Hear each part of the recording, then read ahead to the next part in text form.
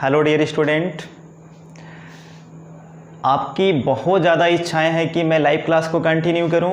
जैसे आपकी इच्छा है लाइव क्लास को लेकर के, वैसे मेरी भी इच्छा है कि मैं लाइव क्लास को कंटिन्यू करूं, क्योंकि लाइव क्लास बहुत ज़्यादा एनर्जेटिक क्लास होती है। आई थिंक आपके सारे कॉन्सेप्ट क्लियर हो जाते हैं, और जब आप कमेंट में ये लिखते हो कि सर मेरे कॉन्सेप्ट 100% क्लियर हो गए हैं, तो मुझे बहुत ज़्यादा अच्छा फील होता है। मैं बहुत ज़्यादा एनर्जेटिक उसमें फ़ील करता हूँ कि आपके सारे कॉन्सेप्ट क्लियर हो रहे हैं। मैंने ड्रिफ्ट वेलोसिटी का ऑलरेडी लाइव क्लास ले रखा है। आपके बहुत ज़्यादा पॉजिटिव रिस्पांस मुझे उस क्लास में मिले, मुझे बहुत ज़्यादा अच्छा फील हुआ। और उसके बाद अब तक मैं लाइव क्लास नहीं ले पाया, उसके लिए मैं बहुत ज़्यादा मुझे कष्ट भी है कि मैं लाइव क्लास को कंटिन्यू नहीं कर पाया, क्योंकि लाइव क्लास से आपके कॉन्सेप्ट 100% क्लियर होते हैं और आपको अच्छा भी लगता है, क्योंकि आपके साथ मैं एट दैट टाइम मैं जुड़ा रहता हूँ। आप कुछ भी क्वेश्चन करते हैं, मैं आपको आंसर एट वंस दे पाता हूँ, तो आपके सारे कॉन्सेप्ट क्लियर होते हैं।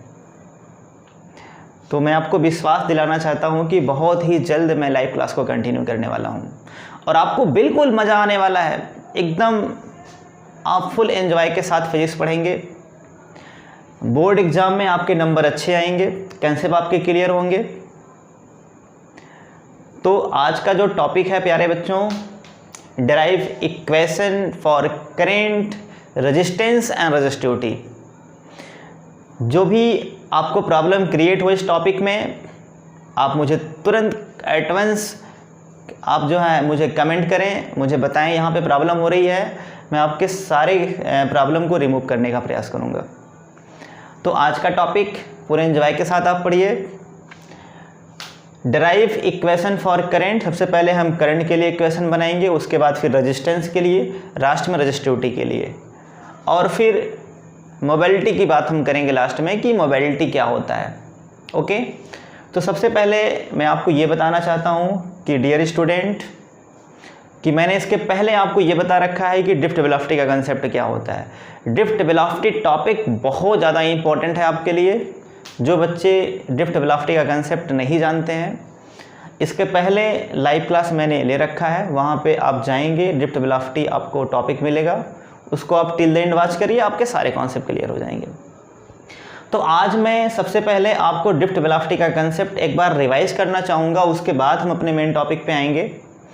ड्रिफ्ट वेलोसिटी का मतलब डियर स्टूडेंट ये था कि जब हम किसी कंडक्टर को इलेक्ट्रिक फील्ड प्रोवाइड करते हैं, जब किसी कंडक्टर को हम पोटेंशियल डिफरेंस देते हैं, तो उस केस में इलेक्ट्रॉन ड्रिफ्ट होता है। इलेक्ट्रॉन जिस वेलोसिटी से ड्रिफ्ट करता है, that velocity is called drift velocity. कहने का मतलब जब हम इलेक्ट्रिक फील्ड अप्लाई करते हैं, उस केस में इलेक्ट्रॉन जो वेलोसिटी गेन करता है इलेक्ट्रिक फील्ड की अपोजिट डायरेक्शन में, that is called drift velocity. अब अगर मैं ये सपोज करूं कि हमारे पास एक कंडक्टर है कुछ इस तरीके से, दिस इज द कंडक्टर, ये मैंने अज्यूम किया। डियर स्टूडेंट, ये कंडक्टर है और आपने इस कंडक्टर को किसी बैटरी से कनेक्ट कर दिया। मैंने अज्यूम किया आपने इस कंडक्टर को पोटेंशियल डिफरेंस V दिया। पोटेंशियल डिफरेंस देने का मतलब आपने इसको किसी बैटरी से कनेक्ट कर दिया। ये मैं अज्यूम करता हूँ कि आपने V यहाँ पे बैटरी प्रोवाइड किया इस कंडक्टर को, तो ये हो गया पॉजिटिव, ये हो गया नेगेटिव। कहने का मतलब आपने यहाँ पे यूनिफॉर्म इलेक्ट्रिक फील्ड अप्लाई किया। जब आपने इलेक्ट्रिक फील्ड अप्लाई नहीं किया था, उस केस में क्या था, इलेक्ट्रॉन के पास वेलोसिटी था बट वो डिफरेंट डायरेक्शन में था, इसलिए हम कहते हैं कि नेट एवरेज वेलोसिटी का मान 0 होता है। सिग्मा यू बराबर 0, आपने इसके पहले देखा भी था। बट जैसे हम इलेक्ट्रिक फील्ड अप्लाई करेंगे, वैसे क्या होगा, इलेक्ट्रॉन फोर्स का एक्सपीरियंस करेंगे और ये अलाइन हो जाएंगे इलेक्ट्रिक फील्ड की अपोजिट डायरेक्शन में। कुछ इस तरीके से मैंने आपको बताया था कि इलेक्ट्रॉन्स मूव करने लगेंगे। इलेक्ट्रॉन्स का मूवमेंट कुछ इस तरीके से होगा, ऐसे इलेक्ट्रॉन यहाँ पे मूव करेंगे, प्लस से माइनस की तरफ, इस तरीके से कंटिन्यूस मूवमेंट होगा इनका। अब यहाँ पे जो इलेक्ट्रॉन्स इलेक्ट्रिक फील्ड के अगेंस्ट जो मूव कर रहे हैं, इलेक्ट्रॉन ने जो यहाँ पे वेलोसिटी को गेन किया हुआ है इलेक्ट्रिक फील्ड्स के against, that is called drift velocity. अगर मैंने सपोज किया कि यहाँ पे वीडी ड्रिफ्ट वेलोसिटी है, अगर मैंने सपोज किया डियर स्टूडेंट कि वीडी अगर ड्रिफ्ट वेलोसिटी है, वीडी अगर ड्रिफ्ट वेलोसिटी है, तो हम वीडी को कैसे डिफाइन करेंगे? तो लिखेंगे यहाँ पे velocity gain, velocity gain bye electron in the opposite direction of electric field, in the opposite direction of electric field,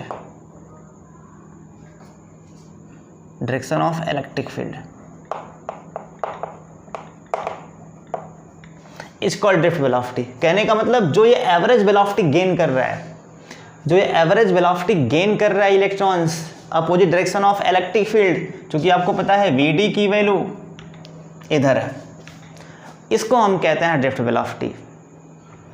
अब इसके लिए एक्सप्रेशन आपने क्या बनाया था? तो आपने बनाया था वीडी की value minus E capital E divide by 2m times of tau. यहाँ पे डियर स्टूडेंट, यहाँ जो वीडी है this is the drift velocity. Negative sign ये बताता है कि जो इलेक्ट्रिक फील्ड और ड्रिफ्ट वेलोसिटी है ये दोनों एक दूसरे के एंटी पैरेलल हैं, ऐसा आपको यहाँ पे दिख भी रहा है। यहाँ पे E चार्ज ऑफ इलेक्ट्रॉन्स है, capital E applied electric field, M mass of individual electrons, tau relaxation time. अगर हम टाउ की बात करें तो आप कहेंगे टाउ है रिलैक्सेशन टाइम, रिलैक्सेशन टाइम। इसका मतलब क्या होता है रिलैक्सेशन टाइम?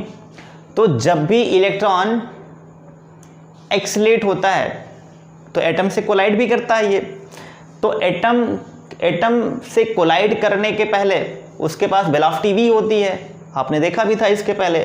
तो कहने का मतलब जितना समय इसको लगता है एटम से टकराने में, that is called relaxation time. Time taken by electron to complete one successive collision to the atoms is known as relaxation time, ऐसा आपने पढ़ भी रखा है। अब सबसे पहले हमको करंट के लिए एक्सप्रेशन फाइंड आउट करना है। डियर स्टूडेंट, आपको पता है कि करंट हमेशा पॉजिटिव चार्ज की डायरेक्शन में होता है। इलेक्ट्रॉन का मूवमेंट अगर इस तरीके से हो रहा है तो करंट का मूवमेंट इलेक्ट्रॉन की अपोजिट डायरेक्शन में होगा, दैट इज कॉल्ड, इसको हम बोलते हैं कन्वेंशनल करंट। ओके, इलेक्ट्रॉन के फ्लो में डायरेक्शन में कौन सा करंट फ्लो करेगा तो उसको बोलेंगे इलेक्ट्रॉनिक करंट। अब मैं ये एज्यूम कर रहा हूँ कि यहाँ पे जो नंबर ऑफ इलेक्ट्रॉन्स हैं पर यूनिट वॉल्यूम में ये स्मॉल n है, ये मैंने एज्यूम किया, मैंने ये एज्यूम किया small n number of electrons per unit volume,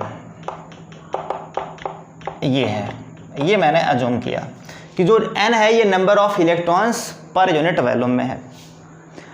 मैं ये सपोज कर रहा हूँ कि इसका जो क्रॉस सेक्शन एरिया है डियर स्टूडेंट ये A है, मैंने एज्यूम किया कि ये क्रॉस सेक्शन एरिया है, this is the cross section area, इसका मैंने एज्यूम किया।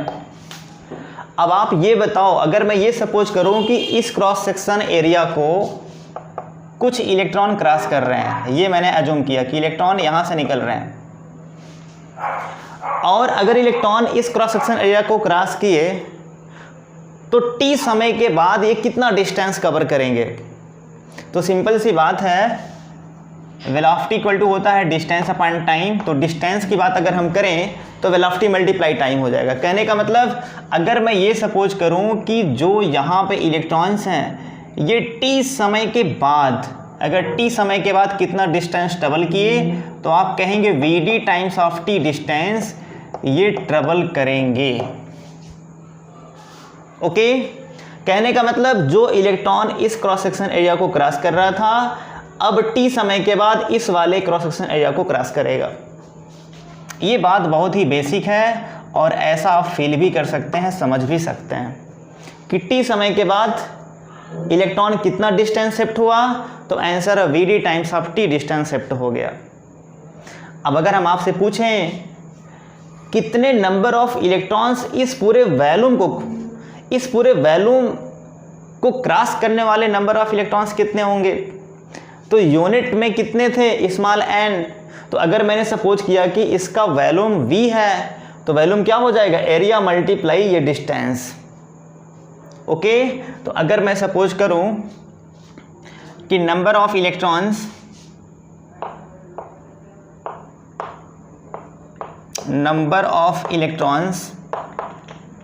Crossing to the volume capital V is कितना होगा। तो यहाँ पे हम सपोज करेंगे this is n times of V, और यहाँ पे n टाइम्स ऑफ V का मतलब होता है एरिया मल्टीप्लाई ये डिस्टेंस, कितना डिस्टेंस है। तो मैंने सपोज किया VD टाइम्स ऑफ T। कहने का मतलब NaVdT इतना इलेक्ट्रॉन्स इस पूरे वैल्यूम को क्रॉस कर रहे हैं।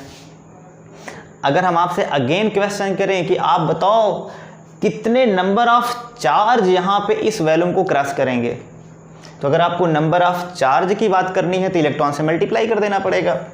Now total number of electrons, total charge crossing to the volume capital V, कितना चार्ज यहाँ पे क्रॉस करेंगे। तो हम जब चार्ज की बात करेंगे तो डियर स्टूडेंट ये हो जाएगा Q की value NaVd times of T में हम E से मल्टीप्लाई कर देंगे, माइनस E से मल्टीप्लाई कर देंगे, चार्ज की वैल्यू आ जाएगी। बहुत ही बेसिक है। अब अगर हम आपसे पूछें कि जब इतने अमाउंट ऑफ चार्ज इस क्रॉस सेक्शन एरिया को क्रॉस किए उस केस में करंट कितना फ्लो करेगा, तो आप जानते हैं नाउ करंट की वैल्यू क्या होती है। तो आंसर है charge upon time, charge divide by time. तो यहाँ पे अगर हम I की बात करें, यहाँ पे मैं लिख दे रहा हूँ I की वैल्यू हो जाएगा Q अपॉन T, और यहाँ से आपको मिलेगा I की वैल्यू Q के स्थान पे कितना पुट करेंगे, तो आंसर है minus NeaVd T divide by T। यहाँ से T कैंसल आउट हो जाएगा, तो I की वैल्यू आ जाएगा माइनस NeaVd, ये आपको मिल गया। अब यहाँ पे नेगेटिव साइन क्या इंडिकेट कर रहा है, इस नेगेटिव का मतलब ये है कि करंट इलेक्ट्रॉन की अपोजिट डायरेक्शन में है। इस नेगेटिव का मतलब ये है कि करंट इलेक्ट्रॉन की अपोजिट डायरेक्शन में है। कितनी बेसिक चीज़ है। आप ऐसा भी लिख सकते हो, आपको पता है कि I अपान A की वैल्यू होता है J। ओके, अगर यहाँ से आप I का वैल्यू पुट करना चाहो इन टर्म ऑफ J तो हो जाएगा J इंटू A, और यहाँ से जब यहाँ पुट करोगे तो ये मिलेगा J इंटू A बराबर माइनस NeaVd। यहाँ से A कैंसल आउट हो जाएगा, तो आपको सीधे मिल जाएगा J की वैल्यू माइनस NeaVd, ये मिल गया रिलेशन। तो कहने का मतलब आप यहाँ पे करंट डेंसिटी और ड्रिफ्ट वेलोसिटी के टर्म में भी रिलेशन फाइंड आउट कर सकते हैं। आई थिंक आपके कॉन्सेप्ट क्लियर हो गए होंगे। अब इसके बाद मैं आपको ये बताने वाला हूँ कि हम कैसे रेजिस्टेंस और रेजिस्टिविटी के लिए हम एक्सप्रेशन फाइंड आउट करते हैं। तो अभी आपने देखा करंट की वैल्यू कितना है, माइनस NeaVd, और आपको ये भी पता है डियर स्टूडेंट कि जो Vd है, Vd is the drift velocity, Vd is the drift velocity. तो अगर आपको रेजिस्टेंस के लिए एक्सप्रेशन फाइंड आउट करना है तो सबसे पहले Vd का मान पुट करना पड़ेगा। अब हम दिखाएंगे रेजिस्टेंस के लिए एक्सप्रेशन क्या होगा। रेजिस्टेंस के लिए एक्सप्रेशन हम फाइंड आउट करेंगे, तो आपको क्या पता है I की वैल्यू माइनस NeaVd ओके, अभी आपने ड्राइव किया फॉर्मूला। अब आप ये बताओ Vd की वैल्यू क्या होती है? Vd, बट Vd का जो मान है, this is the drift velocity, इसको हम लिखते हैं minus E capital E divide by 2m times of tau. अगर हम ये मान यहाँ पे पुट करें तो आपको क्या मिलेगा डियर स्टूडेंट? I की value minus N E A और यहाँ पे minus E capital E divide by 2m times of tau, minus minus plus, तो यहाँ पे I की वैल्यू आ जाएगा N E square A E divide by 2m times of tau. ये आपको मिल गया करंट की वैल्यू। ओके, आपको चाहिए डियर स्टूडेंट रेजिस्टेंस का मान आपको बताना है, R की वैल्यू क्या होगी ये आपको फाइंड आउट करना है।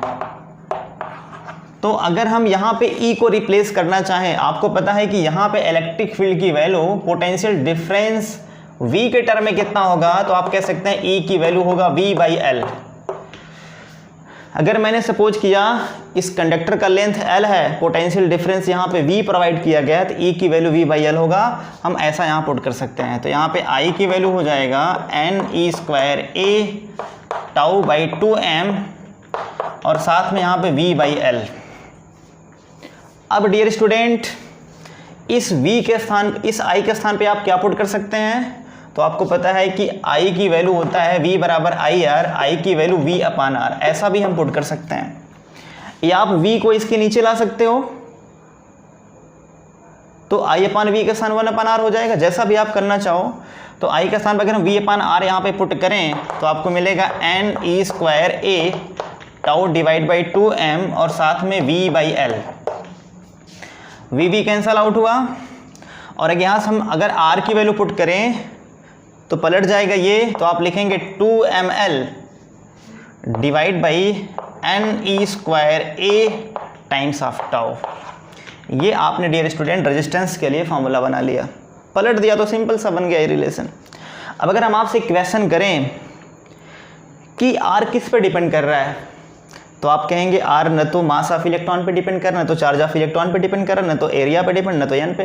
कहने का मतलब सिर्फ यहाँ पे जो R है ये प्रोपोर्शनल टू 1 अपान टाउ है, 1 अपान टाउ है, मतलब रिलैक्सेशन टाइम के इन्वर्सली प्रोपोर्शनल होता है। अगर हम टाउ का मान बढ़ाएंगे, when tau increases then R decreases. Tau का मतलब कि जो इलेक्ट्रॉन्स एटम से कोलाइड कर रहा है उसके बीच का जो समय है, अगर हम उस टाइम को ज़्यादा कर दें तो रेजिस्टेंस का मान बढ़ जाएगा, मीन्स करंट की वैल्यू घट जाएगी। कितनी इंपॉर्टेंट चीज़ है। तो कहने का मतलब यहाँ से ये प्रूफ हो गया कि जो रेजिस्टेंस है ये टाउ पे डिपेंड करता है। टाउ को घटाएंगे तो रेजिस्टेंस का मान बढ़ेगा, टाउ को बढ़ाएंगे रेजिस्टेंस का मान घटेगा। अब हम अगेन जो फॉर्मूला बनाएंगे वो रेजिस्टिविटी के लिए बनाएंगे। बहुत ही सिंपल है ये। आई थिंक आपके कॉन्सेप्ट क्लियर हो गए होंगे, कहीं पे कोई डाउट्स नहीं होना चाहिए। अगेन हम डियर स्टूडेंट जो यहाँ पे रिलेशन चल रहे हैं बनाने के लिए, ये हम चल रहे हैं रेजिस्टिविटी के लिए। रेजिस्टिविटी के लिए रिलेशन क्या होगा, हम ये चल रहे हैं बनाने के लिए। ओके, देख लेते हैं एक बार। ठीक है, अब यहाँ पे R के स्थान पे हम क्या पुट कर सकते हैं।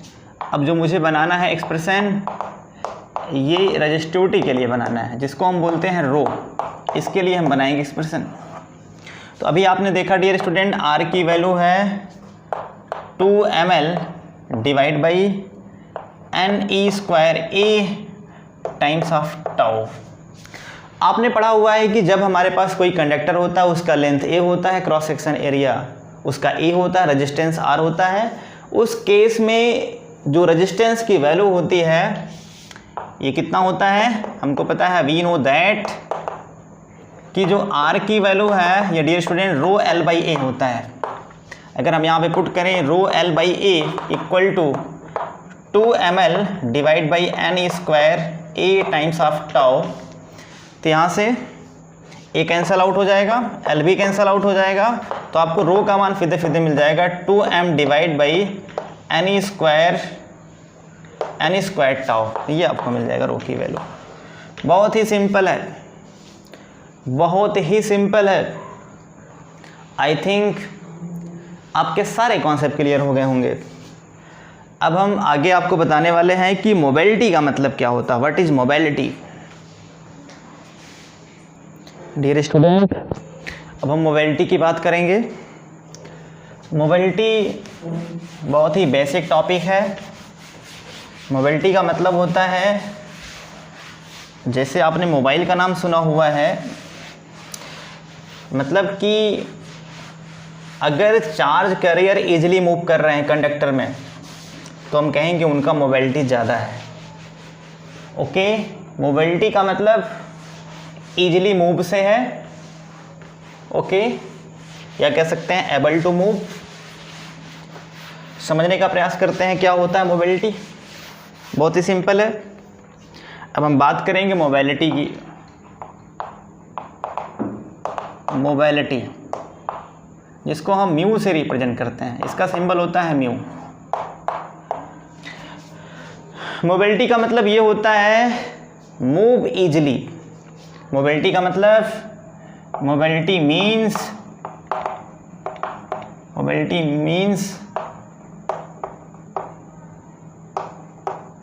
Move to easily. ठीक है। अब किसके मोमेंट की हम बात करेंगे? तो आंसर है इलेक्ट्रॉन के मोमेंट की बात करेंगे। अब यहाँ पे मैं आपको समझाने का प्रयास करता हूँ। हमारे पास दो कंडक्टर है, इस तरीके से दो कंडक्टर है और आपने दोनों कंडक्टर को सेम पोटेंशियल डिफरेंस दिया हुआ है। पोटेंशियल डिफरेंस V अप्लाई किया तो यहाँ पे इलेक्ट्रिक फील्ड E जनरेट होगा।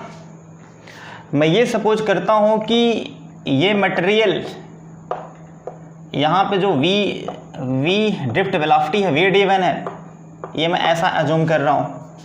एक और अनदर मटेरियल है, ठीक, एक अदर मैंने सपोज किया, इसको आपने अगेन दिया potential difference, means electric field apply किया, plus minus electric field apply कर दिया। बट यहाँ जो ड्रिफ्ट वेलोसिटी ऐसा मैं अज्यूम कर रहा हूँ कि V_d2 है। अब क्वेश्चन ये है कि इलेक्ट्रिक फील्ड पोटेंशियल डिफरेंस यहाँ पे सेम है तो ड्रिफ्ट वेलोसिटी अलग अलग कैसे हो गया? तो मैं ये सपोज कर रहा हूँ डियर स्टूडेंट कि रेजिस्टेंस यहाँ पे अलग अलग है। ये मटेरियल और ये मटेरियल दोनों अलग अलग मटेरियल्स हैं, ऐसा मैं अज्यूम कर रहा हूँ। तो उस केस में ड्रिफ्ट वेलोसिटी भी यहाँ पे अलग अलग हो जाएगा। मैं ऐसा फर्दर अज्यूम कर रहा हूँ कि V_d1 की वैल्यू V_d2 से ज़्यादा है। इसका मतलब यहाँ पे इलेक्ट्रॉन की वेलोसिटी इस वाले इलेक्ट्रॉन से ज़्यादा है। ओके, अब मैं चल रहा हूँ डिफाइन करने के लिए मोबिलिटी को। अब अगर हम आपसे ये पूछें कि यहाँ पे इलेक्ट्रॉन की वेलोसिटी इससे ज़्यादा है, बिल्कुल राइट। अगर वेलोसिटी यहाँ पे ज़्यादा है इसका मतलब क्या है? इसका मतलब ये हुआ कि ये इलेक्ट्रॉन इजीली मूव कर रहा है, यहाँ पे फास्ट मूव कर रहा है। अगर इसकी वेलोसिटी ज़्यादा होगी तो number of electron cross section area को ज़्यादा अमाउंट में क्रॉस करेंगे, उस केस में करंट का मान ज़्यादा हो जाएगा। बेसिक कंसेप्ट है। तो कहने का अगर हम ये सपोज करें कि जो यहाँ पे पर यूनिट इलेक्ट्रिक फील्ड में जो ड्रिफ्ट वेलोसिटी है, मतलब drift velocity gain by the electron in the opposite direction of per unit electric field, उसी को हम कहेंगे मोबिलिटी। कहने का मतलब अगर मैं सपोज करूं यहाँ पे कि अगर इलेक्ट्रिक फील्ड की वैल्यू 1 है, अगर मैंने अज्यूम किया कि इलेक्ट्रिक फील्ड की वैल्यू 1 है, तब इस केस में आपको क्या मिलेगा? देन Vd को बोलेंगे हम म्यू। इसका मतलब drift velocity gain by the electron in the opposite direction of applied electric field is known as drift velocity. और यही होगा मोबिलिटी कब? जब इलेक्ट्रिक फील्ड अप्लाई हम सपोज करेंगे 1 न्यूटन पर मीटर। तो कहने का मतलब मोबिलिटी का मतलब क्या होगा? Mobility is the drift velocity when applied electric field is 1 volt per meter, कहने का मतलब अगर आपने E को 1 सपोज कर लिया तो उस केस में जो मोबिलिटी होगा that is called drift velocity. अगर 1 न्यूटन पर मीटर आपने इलेक्ट्रिक फील्ड यहाँ पे अप्लाई किया, उस केस में इलेक्ट्रॉन जो ड्रिफ्ट यहाँ पे करेगा जिस वेलोसिटी से, उसी को हम बोलते हैं मोबिलिटी। अगर मोबिलिटी का मान ज़्यादा है तो हम कहेंगे ड्रिफ्ट वेलोसिटी का मान ज़्यादा होगा, अगर मोबिलिटी का मान कम है तो हम बोलेंगे ड्रिफ्ट वेलोसिटी का मान कम होगा। अब अगर हम यहाँ से पूछें कि मोबिलिटी की value in term of electric field क्या होगा, अगर आप यहाँ पे Vd की वैल्यू पुट करना चाहें तो आपको क्या मिलेगा, वी नो दैट Vd होता है minus E capital E divide by 2m times of tau, ये आप जानते हो। अगर हम ये वैल्यू यहाँ पुट करें तो आपको मिलेगा म्यू की value minus E capital E, okay, tau divide by 2m times of electric field. Electric field यहाँ से कैंसल आउट हो जाएगा, इसका मतलब ये आएगा minus E tau divide by 2m। कितनी इंपॉर्टेंट चीज़ है। इसका मतलब जो मोबिलिटी है ये इलेक्ट्रिक फील्ड पर डिपेंड नहीं करता, इलेक्ट्रिक फील्ड तो कैंसल आउट हो गया। हम कह सकते हैं कि जो म्यू है ये सिर्फ टाउ पे डिपेंड करता है। बहुत ही इंपॉर्टेंट चीज़ है ये। म्यू टाउ के डायरेक्टली प्रोपोर्शनल होता है। अगर आप when mu increases then tau increases, अगर आप टाउ को बढ़ाएंगे उस केस में म्यू का मान बढ़ जाएगा। यहाँ पे लिखो आप पहले when tau increases then mu increases. इसका मतलब अगर आपने टाउ को बढ़ा दिया, टाउ बढ़ाने का मतलब कि इलेक्ट्रॉन बहुत तेज कोलाइड कर रहे हैं एटम से, उस केस में आप कहेंगे मोबिलिटी का मान बढ़ गया है, इलेक्ट्रॉन की जो मोबिलिटी है वो इंक्रीज कर गई है। This is the concept. Mobility बहुत ही बेसिक चीज़ है बट इसको बच्चे समझ नहीं पाते हैं। आई थिंक आप समझ गए होंगे, आपके सारे कॉन्सेप्ट क्लियर हो गए होंगे। तो अब हम इसके बाद जो मेरा टॉपिक होगा उसमें आपको हम ये बताएंगे कि हम सीरीज और पैरेलल कॉम्बिनेशन कैसे डिसाइड करते हैं। हम इक्विवेलेंस रेजिस्टेंस की वैल्यू फाइंड आउट करेंगे। बहुत ही बेसिक और बहुत ही इंपॉर्टेंट टॉपिक है और ऐसे टॉपिक से क्वेश्चन अक्सर बोर्ड एग्जाम में आते हैं। तो नेक्स्ट वीडियो में हम आपको ये बताने वाले हैं कि कैसे हम इक्विवेलेंस रेजिस्टेंस की वैल्यू फाइंड आउट करते हैं। आई होप आपको बहुत अच्छा लगा होगा, आपके सारे कॉन्सेप्ट क्लियर हो गए होंगे। तो अगेन आपको मिलते हैं हम। Thank you so much.